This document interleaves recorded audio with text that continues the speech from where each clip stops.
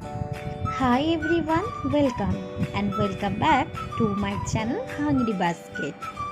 আজ আমি আপনাদের সাথে শেয়ার করতে চলেছি দুর্দান্ত একটি রেসিপি, লাউয়ের কোফতা কারি। আমরা সাধারণত লাউ দিয়ে লাউয়ের ঘন্ট, লাউ ডাল, লাউয়ের ছিঁচকি এবং নানান ধরনের লাউ দিয়ে তরকারি বানিয়েই থাকি। কিন্তু আমি আজ এই লাউ দিয়ে খুব সহজ একটি রেসিপি আপনাদের সাথে শেয়ার করব, যা হলো কোফতা কারি। এই কোফতাটা খুবই সফট এবং টেস্টি হয়। রুটি, পরোটা কিংবা ভাতের সাথে খেতেও অসাধারণ লাগে। তাহলে চলুন দেরি না করে চটপট শুরু করা যাক আমার আজকের রেসিপি, লাউয়ের কোফতা কারি। এই লাউয়ের কোফতা কারি বানাতে আমার লাগছে একটি মাঝারি সাইজের লাউটাকে আমি ভালো করে খোসা ছাড়িয়ে টুকরো করে ধুয়ে রেখেছি।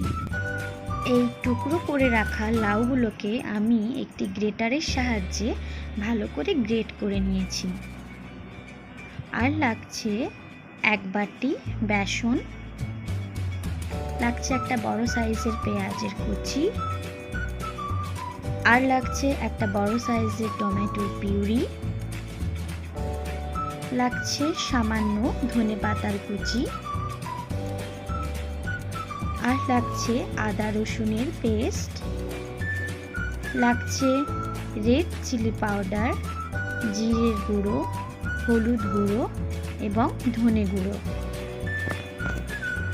আর লাগছে দুটো তেজপাতা এবং এক চা চামচ গোটা জিরে, আর লাগছে এক চা চামচ মিট মশলা, লাগছে পরিমাণ মতো নুন এবং পরিমাণ মতো সরিষার তেল, আর লাগছে সামান্য পরিমাণ চিনি। এরপর আমি কড়াই গরম করে এর মধ্যে বেসনটা ঢেলে নিলাম। বেসন দিয়ে খুব ভালো করে নাড়াচাড়া করে বেসনটাকে ভাজা ভাজা করে নেব।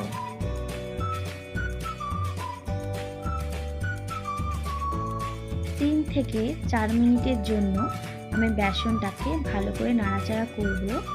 বেসনটা ভাজা ভাজা হয়ে এলে একটা স্মেল আসবে, তারপরে আমি বেসনটাকে নামিয়ে নেব।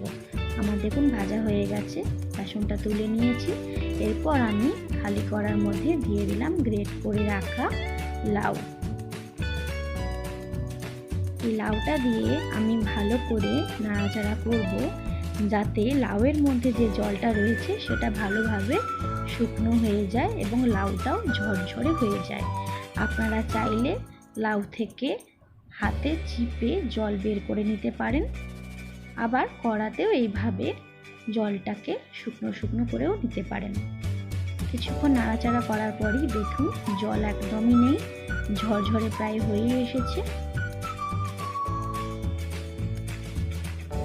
এরপর আমি লাউটাকে তুলে নেব।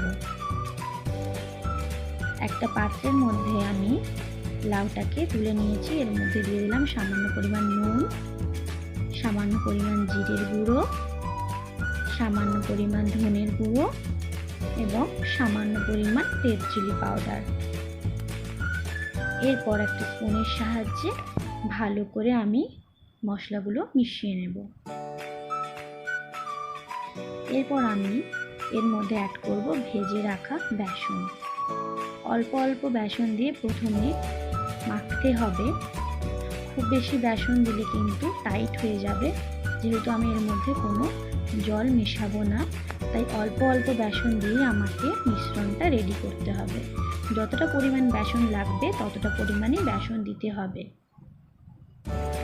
এইভাবে স্পুনের সাহায্যে আমি ভালো করে মিশ্রণটি মাখিয়ে নেব।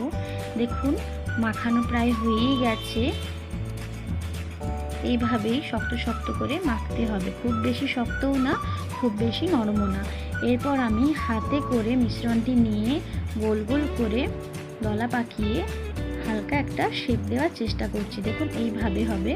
এরপর আমি কড়াইয়ের মধ্যে সামান্য পরিমাণ সরিষার তেল দিয়ে দিলাম। তেল গরম হয়ে এলেই আমি তৈরি করে রাখা কোফতার বড়াগুলো ভালো করে তেলের মধ্যে ছেড়ে দেব। এইভাবেই যতগুলো সম্ভব কোফতার বড়াগুলো আমি তেলের মধ্যে ফ্রাই করে নেব। এক পাশটা ফ্রাই হয়ে গেলেই অপর পাশটা হালকা করে খুন্তির সাহায্যে উল্টে পাল্টে ভেজে নেব।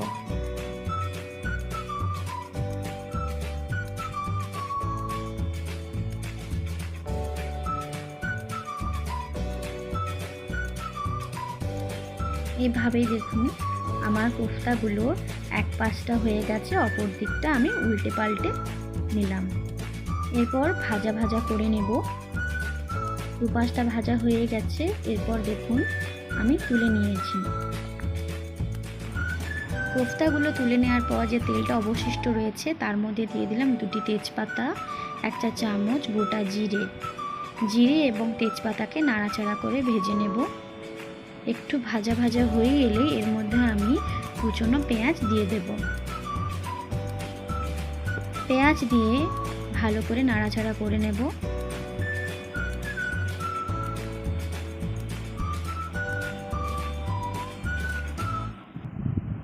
দেখুন পেঁয়াজটা প্রায় ভাজা ভাজা হয়ে গেছে। এরপর আমি এর মধ্যে দিয়ে দেব আদা রসুনের পেস্ট।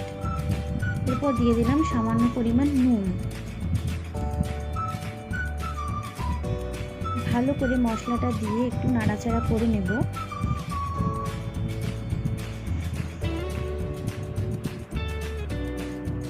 এরপর আমি এর মধ্যে দিয়ে দেব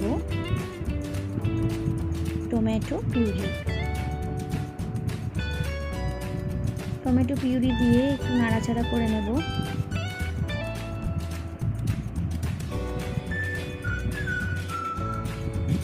এরপর আমি এক এক করে মশলাগুলো অ্যাড করব।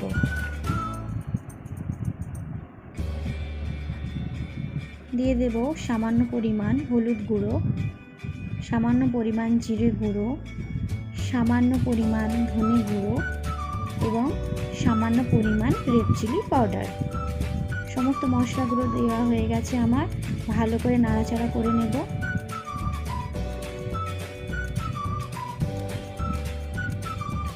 এরপর আমি এর মধ্যে দিয়ে দিলাম সামান্য জল, যাতে আমার মশলাটা পুড়ে না যায়, তলা না ধরে যায়। এইভাবে মশলাটিকে কিছুক্ষণ কষিয়ে নিতে হবে। তেল ছেড়ে এলেই আমি এর মধ্যে দিয়ে দিলাম সামান্য পরিমাণ চিনি। দিয়ে দেব 1 চা চামচ মিট মশলা। ফ্লেভারটা খুব ভালো আসে মিট মশলা দিলে। এরপর আমি এর মধ্যে অ্যাড করব সামান্য পরিমাণ জল। জলটা দিয়ে ভালো করে মশলাটার সাথে নাড়াচাড়া করে নেব এবং মিনিট 5 জন্য আমি ঝোলটা ফুটিয়ে নেব। এরপর ঝোল ফুটে এলেই আমি এক এক করে বড়াগুলো ঝোলের মধ্যে ছেড়ে দিচ্ছি।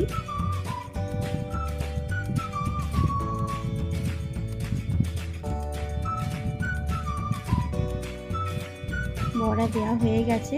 একটু ভালো করে ঝোলের সাথে বড়াগুলোকে নাড়াচাড়া করে নেব এবং লিডের সাহায্যে আমি ঢেকে দেব। 2 থেকে 3 মিনিট পর আবার ফিরে এলাম। দেখুন ঝোলটা প্রায় ঘন ঘন হয়ে এসেছে। এরপর আমি একটি কাঁটা চামচের সাহায্যে প্রত্যেকটি বড়াকে একটু করে ফুটো ফুটো করে দেব, যাতে ঝোলটা বড়ার মধ্যেই ঢোকে। তাহলে বড়ার ভিতরটাও খেতে ভালো লাগবে। এরপর 2 থেকে 3 মিনিটের জন্য আমি ঝোলটা ফুটিয়ে নেব, যাতে ঝোলটা ফুটে ঘন হয়ে আসে। দেখুন রেডি হয়ে গেল আমার লাউয়ের কোফতা কারি রেসিপি। দেখতেও যেমন অসাধারণ, খেতেও ঠিক তেমনই অসাধারণ লাগে।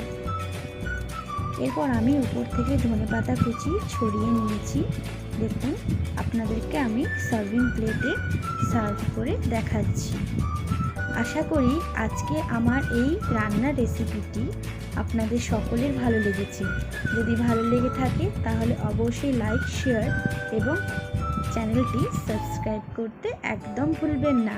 তাছাড়া পাশে থাকা বেল আইকনটিও প্রেস করে নেবেন, যাতে আমার কোনো রান্নার রেসিপি আপলোড করলেই তার নোটিফিকেশন আপনাদের কাছে চটপট পৌঁছে যায়। খুব কম সময়ে সহজ উপায়ে চটজলদি এইরকম একটি মজাদার লাউ দিয়ে বানানো রেসিপি আপনারা কিন্তু বাড়িতে অবশ্যই ট্রাই করবেন। ট্রাই করার পর কেমন হলো তা কিন্তু আমাকে কমেন্ট বক্সে জানাতে একদম ভুলবেন না। যারা যারা এখনও পর্যন্ত আমার চ্যানেলটিকে সাবস্ক্রাইব করেননি তারা চটপট সাবস্ক্রাইব করে ফেলুন। এইরকম নতুনত্ব ভিডিও নিয়ে আমি খুব শীঘ্রই হাজির হব আপনাদের কাছে। আজকের মতো এখানে বিদায় নিলাম। সকলে ভালো থাকবেন। টাটা।